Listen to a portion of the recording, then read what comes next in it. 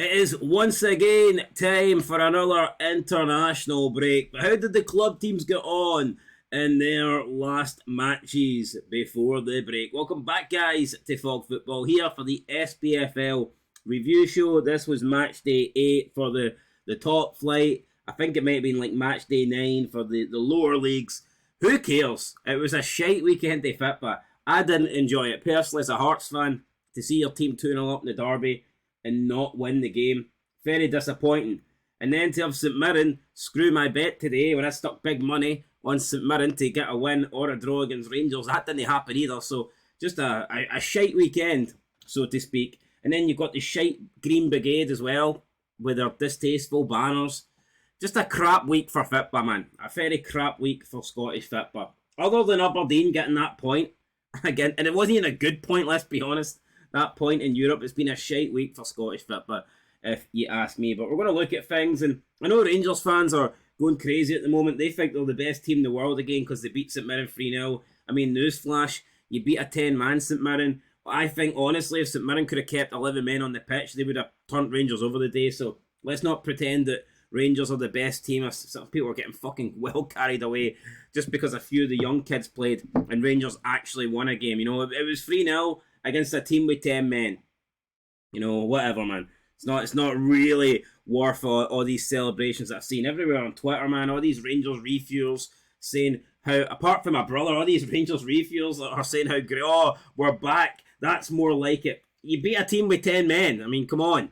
It's not the fucking greatest result we've seen. It's not the greatest result this weekend. Let's talk about some great results this weekend. And it was a great result for Dumbarton. We're going to start in League 2, as we always do. Dumbarton beating Clyde by 4-0 at New Douglas Park. But I tell you what, Clyde, I think, are in real danger. They are struggling, coming down from League 1 last year. They've not got off to a good start in League 2. And who knows, they could find themselves at the pyramid. Based on the way things are going right now, they are not playing well. They are not getting results. They are in big trouble. If you ask me, Clyde are definitely one of the favourites for relegation this season. And I don't think things look good for them. I really don't. But I guess we'll have to wait and see if Clyde can turn it around. But yeah, very poor result. Dumbarton with a great win. Ryan Wallace and Tony Wallace. So both Wallaces getting on there. Not quite William Wallace, but Wallace nonetheless. So yeah, I guess they done all right. Fair play to them. But it's a 4-0 winning, and Clyde are really up shit creek right now without a paddle. We move into Forfar 1. Partickhead. Who the fuck's that? Just making up teams here. Forfar 1, Peterhead 3. Good win for Peterhead. Connor O'Keefe. Every week this guy seems to be scoring goals, so he must be doing something right. He must be a decent player. Connor O'Keefe seems to be the man that is spearheading Peterhead every week, but good win for them. The Spartans defeated Stranraer. Good win for the Spartans. I actually predicted a draw in this game. I wasn't a million miles away, but I was wrong. I thought it would be a draw. Spartans win away win, and it's an impressive away win. Only 353 people turned up to see it though, which is a little bit poor. Not great numbers, but still, it was a good result for Spartans. And there was some games missing this week in Scottish football, so we didn't have a full card, unfortunately, due to, I think it was flooding or weather or something like that. Even some of the stadiums were half empty. Livingston can't quite use that excuse because their stadium's always half empty. But still, there was issues with some fans getting to grounds, and then obviously some matches had to be postponed. But if we look at League 2 now, we can see, if I can scroll down, there you go. Peterhead top of the table with 19 points, so they're leading the way. They came down last season, but looking like they want to go straight back up. And at this point, they might. You know, Peterhead are looking good, no doubt about it. Dumbarton in second place with 17 points. Then we've got Stenhousemuir, who obviously have a game in hand. They didn't play, and if they win that, they could go up to second. Then it's the Spartans, Bonnyrigg Rose, Stranraer, Forfar, Eastfield, Clyde, and Elgin City at the bottom. Elgin City do have a game in hand, and if they can win that, then they will go above Clyde, and Clyde could be sitting bottom of the Scottish League 2 by the time all the teams have played each other once. So like I said, not looking good for Clyde, but very early days. Of course you can turn it around. I mean, this is a tight league where you wouldn't really rule out anybody of getting into a playoff spot, but you don't want to get cut adrift at the bottom, and there's a few teams that are maybe in a little bit of danger of having that happening to them. We'll move into League One, the big game at the top of the table. Falkirk versus Hamilton, the two teams going for this title. I expect that fireworks. We didn't really get it. It was 0-0. Yeah, shite game. Late kickoff on a Saturday. End at Falkirk 0, Hamilton 0. Nothing changes at the top. I was expecting loads of goals, and we got none. So, bit of a strange one there, but it is what it is. Probably a good point. I think it's a good point for both sides because Falkirk at home, obviously they wanted to win, but they were at top of the table, so they had a better goal difference, so a draw keeps them top. Meanwhile, for Hamilton, being the weaker of the two and being away from home, I think they'd probably accept a draw. They'd probably bite your hand off for a draw and then try and obviously beat Falkirk when they get them at Hamilton. So I don't think Falkirk will be too disappointed because they remain top, and I don't think Hamilton will be too disappointed because they managed to avoid defeat against Falkirk. So, yeah, big game there, but it was a poor one in the end, wasn't it? 0-0. Cove Rangers 3, Annan Athletic 2. Fraser Fivey in there, former Hibernian man. He got a goal for Cove Rangers. So did Paul McGowan and Blair Ewell. So that gave Cove Rangers the 3 goals. Cove Rangers, as you can see, were 3-0 up. Annan Athletic tried to make a comeback late on. It did not happen, but it was close. Annan Athletic came close to getting back in the game and causing all sorts of problems, but unfortunately for them, it didn't happen. Moving into Edinburgh City versus Celtic Hearts. I was expecting a close game here. I really was, but it didn't happen. In Edinburgh City, with a 4-1 defeat at home, very poor result. Jack Wilkie getting their only goal, and Celtic Hearts with a massive 4-1 win at the Meadowbank Stadium, really punishing Edinburgh City and putting more pressure on Edinburgh City, who now find themselves bottom of the table, and I believe they're bottom by quite a bit, but we will check it after we get these last couple of results. Montrose 2, Alloa Athletic 1. 1. Alloa Athletic 1. That gave Montrose the win. Aye, that's what I wanted to say. English language, mate. Can you use it? So yeah, good win for Montrose, I guess. Queen of the South now, Stirling Albion 1. And it's all going wrong now for Marvin Bartley. He came in last season. He had a great run as the Queen of the South manager. And had he come in a little bit earlier, he could have potentially got them into the top 4 and got a playoff place. There's no doubt about that. He was really good. He started this season off pretty good as well. But I think he's lost 5 games now. 5 games in a row. And it's just going from bad to worse for Queen of the South. And I don't think he's in danger of losing his job. I don't think Marvin Bartley's going to be getting sacked anytime soon. But I think he has to try and turn this around, because the longer this keeps happening, the longer this losing streak keeps going, the pressure will pile up. And if he continues to lose, then, sooner or later, he will be out of a job. I don't think he's got a deadline. I don't think he has to win his next game, and I don't think he has to win in 2 games or whatever, or something like that. But sooner or later, he is going to have to get a win on the board, because the longer this goes, obviously the worse it is going to get for him. But we'll look at, maybe if he gets sacked, they can do more days on Clyde Super Scoreboard Live. It might actually work out for the best, because I actually like listening to Big Marvin Bartley. But now we'll look at the Scottish League One table. Falkirk, like I said, do still lead the way. Falkirk on 23 points. Hamilton also on 23 points. Then we have Montrose, Celtic Hearts, Stirling Albion, Cove Rangers. Now it's Queen of the South. Queen of the bloody South. After 5 games, Queen of the South had 9 points. And 4 games later, they still have 9 points. So it's not good, is it? It's really not good for them. But yeah, I mean, they need to improve. Then you look at Edinburgh City at the bottom. Just 2 points. Not good for them either. Minus 14 in the goal difference department. It's a shit show, it really is. Edinburgh City need to turn it around. They need to do it soon, or else they're already 6 points off the nearest team. And in Athletic, they could find themselves in real danger. They've no wins so far this season. I would be worried for Edinburgh City. I think they need to fix something. They need to do something, because at the moment they're just getting caught adrift here. And if this gap gets any bigger, then it's going to be insurmountable soon, isn't it? Because they just don't look like a team. They don't look like a team that can get a couple of wins on the bounce and make up a gap like that. They really don't. Let's move into the next game then. The next league even. It was the Sins Championship. Airdrieonians 1, Ayr United 2. Inverness, Caledonian Thistle, nil. Partick Thistle, nil. Queen's Park, nil. Greenock Morton, nil. What is it with these nil-nil games here? Holy crap. Nil-nil, boring nil-nil games. Then it was Raith Rovers, Dundee United. I thought Dundee United would actually win this. I expected them to come to a difficult place, Stark Park, and get the victory, but it didn't happen. Raith Rovers took the lead through Lewis Vaughan. Louis Moult equalised on the 67th minute, but it wasn't enough. Dundee United could not steal the win. Raith Rovers could not stay in front. It finished a point apiece. And you know what? I think it's kind of similar to the Falkirk-Hamilton. I think both teams might be relatively happy with this point. They're not going to come out and say they're happy, but I think both teams might be reasonably happy with what they got here. And that was the games that took place in the Cinch Championship. Now we'll look at the league table, and we can see that Dundee United still lead the way with 18 points. Raith Rovers in second place with 17 points. Partick Thistle have 14 points. My tip to win this league this year.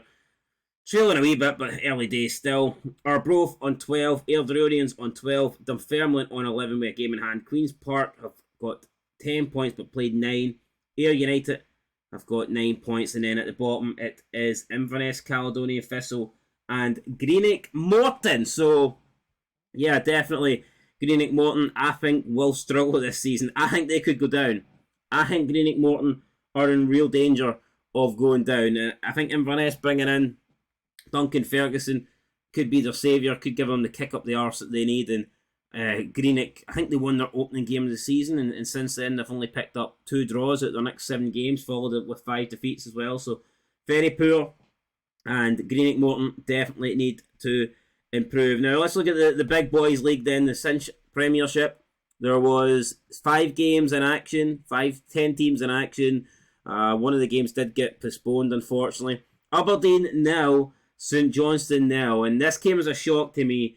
I thought Aberdeen would steamroll St Johnstone today. They've been playing a little bit better. You know, had a great win against Rangers last week. I didn't expect them to not win the day, and they didn't even score a goal, so I kind of came as a surprise to me. I thought Aberdeen would have put a couple past them. Didn't happen, so, I mean, whatever. St Johnstone, it's a decent point for them, but St Johnstone do have problems. They are in a little bit of trouble. They need to start scoring goals and winning games, because points ain't going to be enough. Nil-nils ain't going to be enough, and there's just a lack of goals, unfortunately, for St Johnstone in their team, and you can only win games by scoring goals. Clean sheets are great. Clean sheets offer you a better chance of winning games, because if you keep a clean sheet, you only need 1 goal to win it. I get that, but if you can't score, you can't win, and at the moment St Johnstone can't score, so, you know, do the maths. It's not looking good for St Johnstone. But it's a decent point. It's a good point, don't get me wrong, but they need to start scoring goals because they need to start winning games. Up next, St Mirren. I don't really want to talk about this. St Mirren Rangers. I needed St Mirren to win from my bet. Or even a draw. A draw would have done me. I got nothing. I got hee-haw. A James Tavernier penalty. I mean, I've seen the penalty. I think it's a penalty. I don't know if it's a red card, because I think the rules suggest it has to be deliberate. I don't know if it's deliberate. I've seen a couple of angles, but for me, it was hard to tell whether this was deliberate or not. But, I mean, I don't know. Referee gave the red card. It completely ruined the game, and Rangers went on to win by 3-0. Lovelace looked pretty good for Rangers. Unfortunately, he got injured. I mean, anyone but Dessers. Let's be real. Dessers is fucking pants. And, yeah, the fact that Dessers can't even get on, and they got all these young kids playing instead. I mean, Dessers must be sitting there thinking, he knows it. He must know he's fucking useless. Let's be honest. And he is. He is a donkey, so he doesn't deserve to be playing. But, I mean, it's a win for Rangers. It's a much-needed win. But let's not get carried away here and suggest that Rangers are somehow back to their best, or Rangers dominated and outplayed and even St Mirren here. I mean, Rangers won, but what part of that was simply because they had an extra man? I think that played a big part. Moving on to Celtic Kilmarnock, 3-1. Rio Hatate's opening goal was great. I'm not going to deny it, but I mean, the defending was poor. It was a great bit of skill for Hatate and a great finish, but the defending was poor. Lewis Palmer made it 2, clearly offside. Hatate was, and I just don't know why it wasn't given. VAR looked at it. The Celtic commentators on Celtic Fan TV, they were a bit complex. They didn't even realise why this was given when it was clearly offside. But for whatever reason, it was given. And it's the last thing that Kilmarnock needed. You know, you're 2-0 down here. You're 1-0 down against Celtic. The last thing you can afford is to go 2-0 down. But, I don't know, referee decided that he was going to give the goal.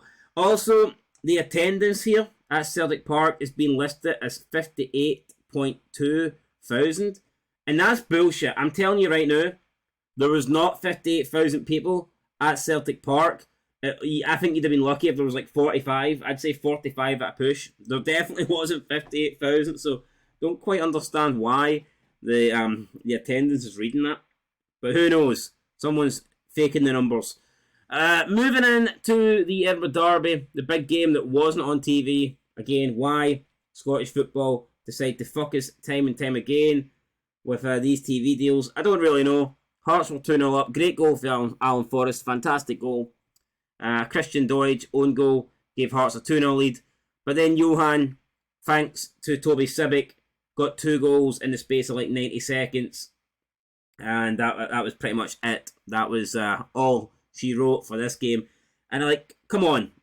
Do we really need... Does Toby Sibic really need to be doing that shit? Does he really need to be giving Hibernian a lifeline in this game? It was the first one, you can argue, was unlucky. The second one was a terrible fucking clearance. And it's just not good enough for Toby Sibic. You can't be making that mistake in derbies. So, I mean, pull your finger out your ass, man.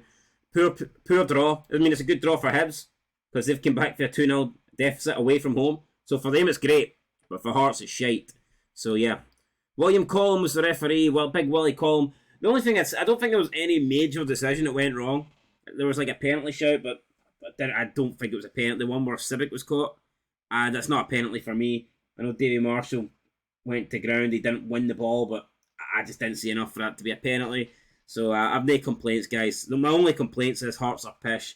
And Livingston finally got a win. It's been a while since they won, but they got one here. It was Livy 2, Motherwell 0. Goals from Bruce Anderson and Sean Kelly from the penalty spot gave Livy a win. Although, again, Motherwell were down to 10 men, so how much credit can you really give to Livy for this win? Look, you still need to win your game. If you have an extra man, you still need to win. But if I was Livy, I wouldn't be bragging here, because had Motherwell kept 11 men on the pitch, I think this game could have went a totally different way. Anyway, we'll look at the league table. Why not? We may as well. We're here anyway. Celtic lead the way. 8 games played. 7 points. 7 games won. 22 points accumulated. You've got Rangers in second with 15 points. St Mirren also with 15 points, but they are in third due to inferior goal difference. Then you've got Hearts with 11 points. Motherwell with 10 points. Livy with 10 points. Hibernian with 9 points. Aberdeen with 9 points. Cully with 7. Dundee with 7. Ross County with 7. And then St Johnstone on 4. So yeah, crazy. Absolutely crazy here. It's very, very tight. I mean, from Hearts down to Ross County, there's not a lot in it. Everyone keeps talking about Kilmarnock's good start to the season. And if Dundee and Ross County draw, Kilmarnock will find themselves 11th. So yeah, the start to the season really hasn't been that great. But yeah, guys, that's going to do it. There you go. Celtic lead the way. We're going to international break. 8 games in. It's looking good for the current champions. I think the league's over. For me, the league's done. Rangers will get second place, but you know, I think it's going to be a distant second place. And then third place, it really could go.